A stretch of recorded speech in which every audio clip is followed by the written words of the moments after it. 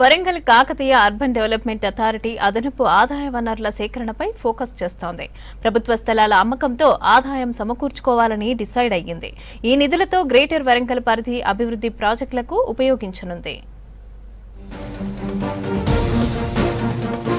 అదనపు ఆదాయ వనరుల కోసం గ్రేటర్ వరంగల్ పరిధిలోని ప్రభుత్వ స్థలాలు అమ్మాలని నిర్ణయించింది Kakatiya urban development authority. Commercial ఏరియాల్లో ప్రభుత్వ భూముల వేలం కోసం చర్యలు చేపట్టింది. హన్మకొండ బాలసముద్రంలో జేఎన్ఎస్ స్టేడియం దగ్గర కుడాకు 2 ఎకరాల 27.2 గుంటల భూమి ఉంది. ఈ ప్రాంతమంతా కమర్షియల్ ఏరియాగా అభివృద్ధి చెందుతోంది. ఈ ల్యాండ్ పక్కనే నిర్మించిన డబుల్ బెడ్రూమ్ ఇళ్లను ఇటీవలే ప్రభుత్వం పేదలకు అందించింది. ఇప్పుడు మిగిలిన 12,000 గజాలకు పైగా భూమిని అమ్మాలని కుడా పాలక వర్గం డిసైడ్ చేసింది.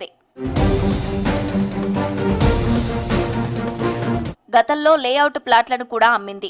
ఈసారి మొత్తం భూమి ఒకరికే అమ్మాలని కూడా పాలకవర్గం తీర్మానించింది. గజం ధర 65,000గా నిర్ణయించింది. ఈ భూమి అమ్మకంతో 85 కోట్ల నుంచి 100 కోట్ల వరకు ఆదాయం వస్తుందని కూడా భావిస్తోంది. భూముల అమ్మిన డబ్బును అభివృద్ధి పనులకే ఉపయోగిస్తామన్నారు కూడా chairman Inagala Venkatramireddy. Warangal bus station నిర్మాణం ఫస్ట్ ప్రియారిటీగా ఉందన్నారు. ఓన్ కుడాలో ఫండ్ జనరేట్ చేసుకున్నాక సీఎం గారు అప్రూవల్ ఇచ్చిండు.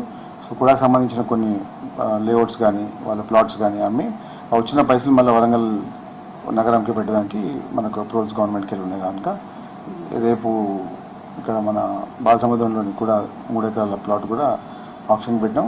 మొన్న మీటింగ్ పెట్టినప్పుడు దాదాపుగా 30 మంది వచ్చారు ఎక్స్ప్రెషన్ ఆఫ్ ఇంట్రెస్ట్ కోసం. పెద్ద పెద్ద బిల్డర్స్ కూడా వచ్చారు. రేపు ఆప్షన్లో ఎంతమంది వస్తారనేది తెలియదు.